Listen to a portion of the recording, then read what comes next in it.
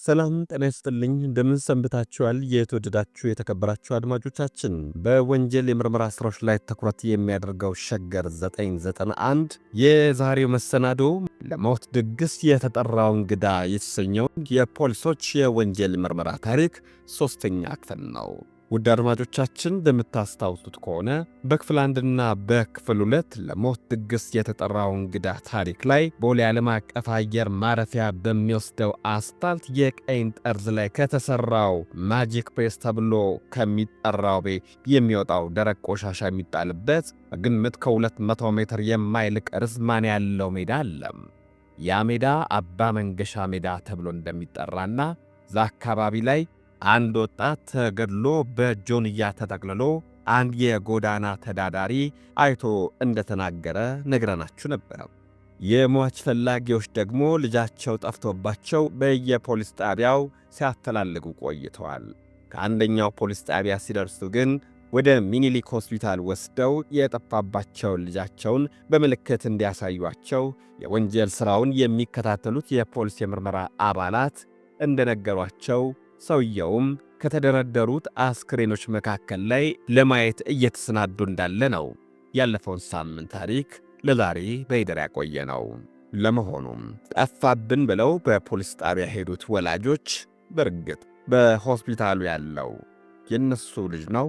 አድማጮቻችን ለዚህ ጥያቄ የዛሬው መሰናዶ ምላሽ አለው። ታሪኩ ሌላም የሚነግረን ነገር ይኖረዋል። የሆስፒታሉ የጓሮ በር እንዳለፉ መኪናዋ ቆመችና ፈጠን ብለው ወረዱ።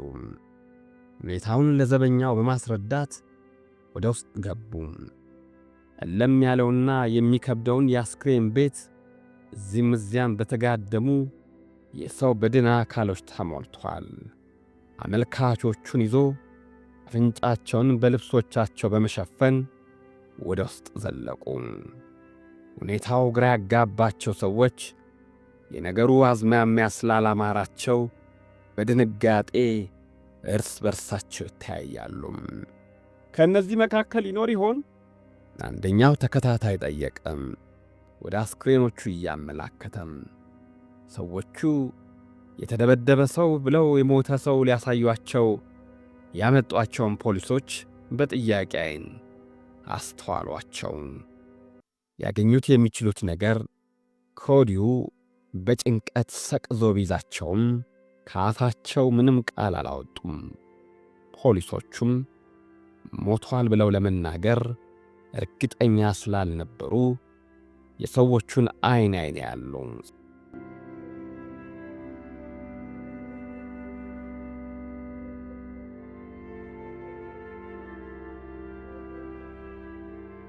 አስክሬኖቹን አንድ በአንድ ሲማትሩ የነበሩት ትልቁ ሰው ድንገት አንድ ቦታ ላይ ዓይናቸው ተተክሎ ቀረም። ከትናንትናው በመጠኑም አበጥ ቢልም የለበሰው ልብስና በሚያውቁት የተለያዩ ምልክቶች የጠፋባቸውን ሰው መለየት አልተሳናቸውም። ያውና ሊሆን አይችልም ብለው ያሰቡት ነገር በመድረሱ በድንጋጤ ፊታቸው አመድ መሰለም። ሁለቱም ክፍል ውስጥ እንዳሉ ተያይዘው እየየ ብለው አነቡም። እስካሁን ድረስ የሟቹን ማንነት ለመለየት ተቸግረው መቆየታቸውንና ከአሁን በኋላ ግን ጉዳዩን ለማግኘት እንቅስቃሴ እንደሚጀምሩ በማጽናናት ነገሯቸው። ሐዘን ድባቡን በጫነበት ዝምታም እንደተዋጡ ወደ ወረዳው ፖሊስ ጣቢያ ተመለሱ። መርማሪው ፖሊስ የመጀመሪያ ሥራውን ቀና ያሉትን ሰው ቃል በመቀበል ጀመረ።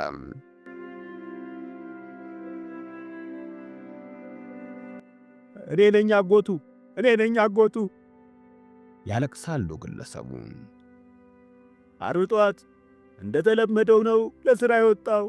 ማታ ይመጣል ብዬ ብጠብቅ አልመጣም። ቅዳሜ ዕለትና እሁድ ምናልባት አደጋ ደርሶበት ወደ ተጣለበት ታስሮ ከሆነ ብዬ ሊያጣሩ ልጁን ይሄው ጓደኛው ነው ከሱ ጋር ሆነን በየፖሊስ ጣቢያው ቢጠይቁ እኔም ብጠይቅ ልናገኘው አልቻልንም። ዛሬ ደግሞ ለሥራ የመጣው ወደዚህ ወረዳ ስለነበረ ስለተባለ ለማመልከት ነው ብንመጣ። ይኸው እናንተ ያላችሁትን አየን፣ ሰማን። ገዳዩን በሕግ እፋረደዋለሁ። ግለሰቡ እምባቸውን እየዘሩ ለመርማሪው ፖሊስ የከሳሽነት ቃላቸውን ሰጡ። የተጣላ ሰው ይኖረው ይሆን? ጠየቀ መርማሪው። ኧረ በፍጹም እሱ ከሰው አይጣላም። ቂም የያዘበት ሰው የለም። እኔ እስከማውቀው ድረስ ይሄ ነው። መርማሪው ፖሊሱ የሟችን አጎት ቃል ተቀብሎ ከጨረሰ በኋላ አብሮ ያለውን ወጣት በተመሳሳይ የተናገረውን ቃል በምስክርነት መዘገበው። ቀኑ እየመሸ ስለሄደም ለማግስቱ ማክሰኞ ሐምሌ 22 1989 ዓ.ም ወረዳው ፖሊስ ጣቢያ እንዲመጡ ቀጥሯቸው ተለያዩ። አሁን ለምርመራ መነሻ የሚሆነው ወሳኝ ጥያቄ ለፖሊሶቹ ተመልሷል። የሟች ማንነት ታውቋል። የቀረው ማን ገደለውና ለምን ተገደለ ለሚሉ ጥያቄዎች መልስ ማግኘት ነው። አዳጋች ሊሆን ይችላል፣ ግን ምንም ውስብስብና አስቸጋሪ ቢሆን ከፍትህ ዓይን ሊያመልጥ የሚችል ወንጀለኛ የለም። እውነት አንድ ቀን ትገለጣለችና።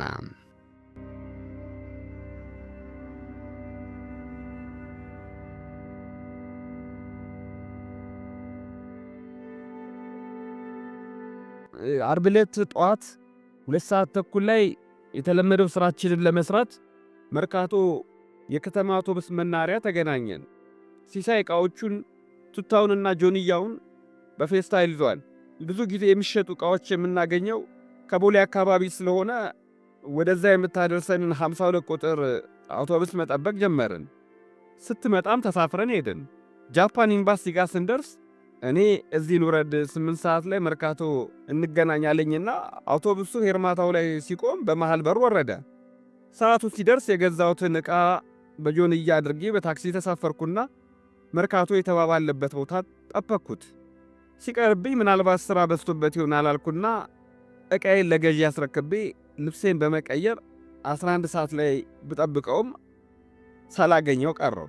በማግስቱ መለስ የሚባለው ያጎቱ ልጅ አግኝቼው ብጠይቀው ትላንት እንደወጣ እስካሁን ያለመመለሱን ነገረኝ። ቅዳሜ ዕለት አብረን በየፖሊስ ጣቢያው እየሄድን ጠየቅን። ከዚያ አካባቢ የትም ሊሄድ ስለማይችል ብለን ወደዚህ ደግሞ መጣን። ሥራ የምትሠሩት እስከ ስንት ሰዓት ነው? አለ መርማሪውም። ዕቃ ለመሰብሰብ ስንወጣ ሁሌም እስከ 6 ሰዓት ድረስ ነው የምንሠራው። ከሰዓት በኋላ መርካቶ ሄደን እንሸጠዋለን። መርማሪው አሰበም። ታዲያ ዓርብ እስከ 6 ሰዓት ድረስ ባለው ጊዜ ሟች ከማ ጋር ነበረም? ይህ ጥያቄ ከተመለሰ ገና ሊያስኬድ የሚችል ፍንጭ እንደሚገኝ ገምቷል። የምርመራ ቡድኑ ተሰባሰበና በማግስቱ ሊያጣራው በሚገባው ጉዳይ ላይ ተወያየም። ሟች ሲሳይ አረጋ ዓርብ ጠዋት ከማ ጋር ነበረም? የዚህ ጥያቄ መልስ ማግኘት የመጀመሪያ ተግባር እንደሚሆን ተነጋግሮ የዕለቱን ሥራ አጠናቀቀም እና አባላቱም በየፊናቸው ወደ የቤታቸው ተጓዙ።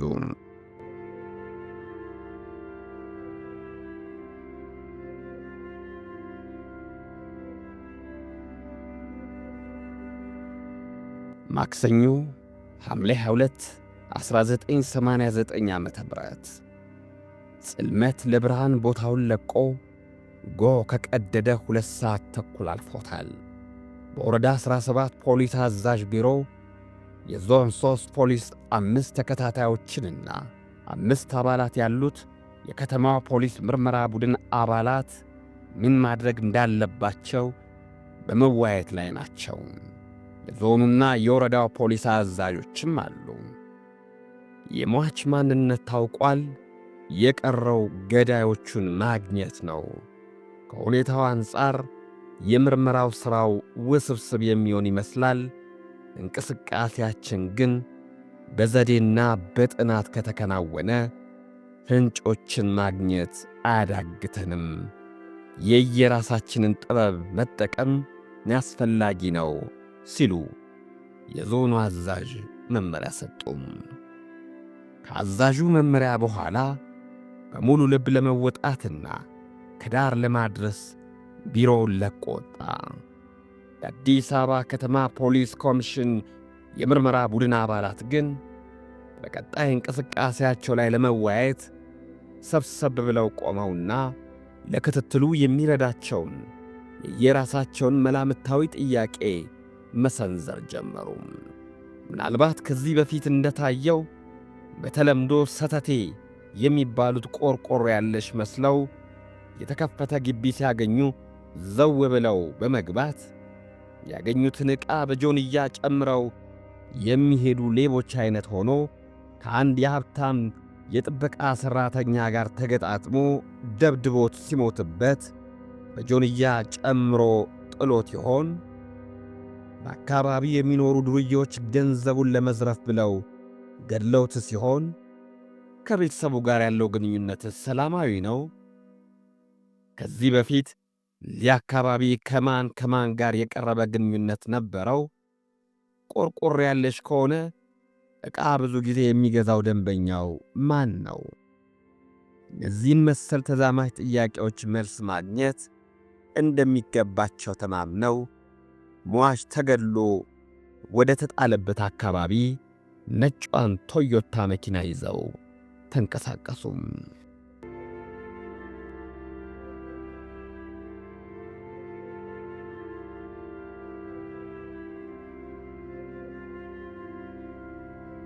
ሰዓቱ ወደ ረፋዱ ተቃርቧል።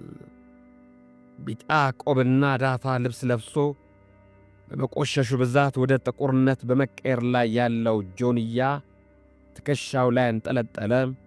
በመካከለኛ ዕድሜ ላይ የሚገኝ አንድ ቀጭን ሰው ወደ ሩዋንዳ ኤምባሲ የሚሄደው መንገድ ይዞ በቀጭን ድምፅ ቆርቆር ያለው ብረታ ብረት ጠርሙስ የቅባት ዕቃ ያለው ይላል። በቦታው ላይ እየተዘዋወሩ ያሉት ተከታታዮች ከሩቅ አይተውታል።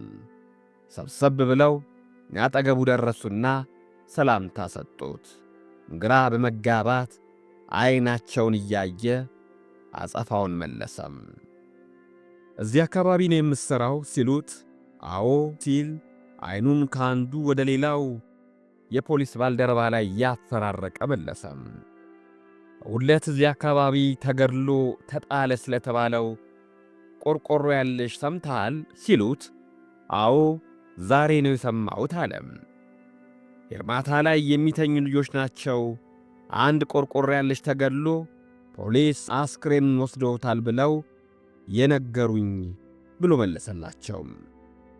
ሟቹንስ ታውቀዋለህ? አዎ የሟቹንስ የቅርብ ጓደኛ አግኝቸው ሲሳይ አረጋ እንደሆነ ነግሮኛል። ይህን ሲል ባያቀረረ ነበር የመለሰላቸው።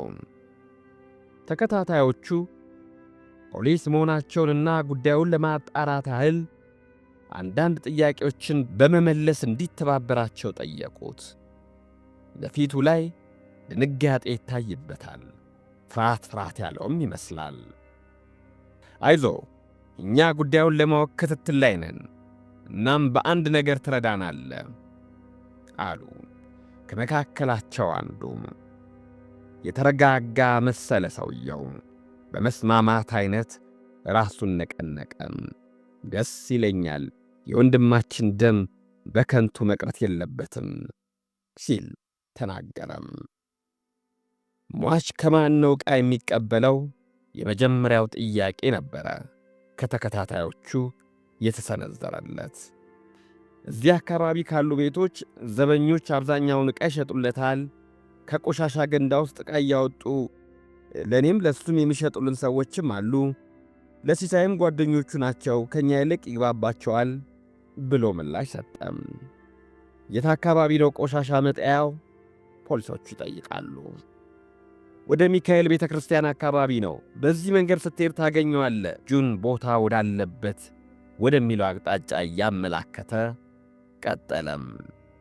ዓርብ ዕለት እነርሱ ጋር እንደነበረ ሰዎች ነግረውኝ መሞቱን ልነግራቸው ሄድኩኝ።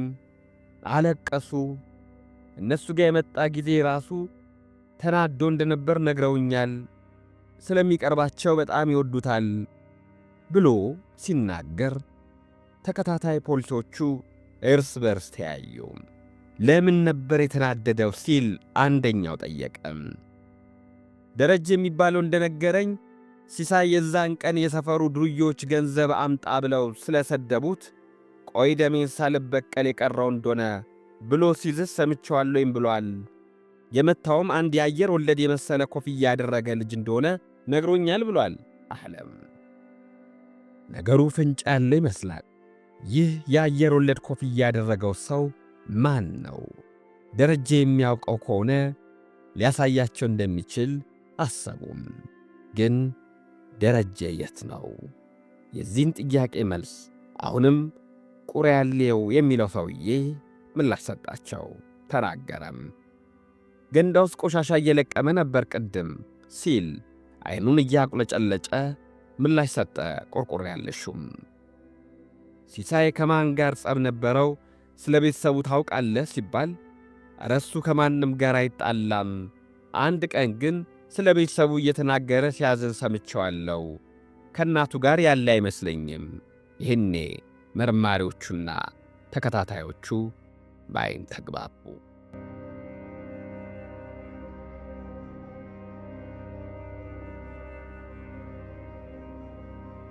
ለሞት ድግስ የተጠራው እንግዳ ሦስተኛው ክፍል ይኸው ነበረ። ተከታዩን ክፍል ይዘን እንቀርባለን። የዛሬው ፕሮግራማችን አበቃ።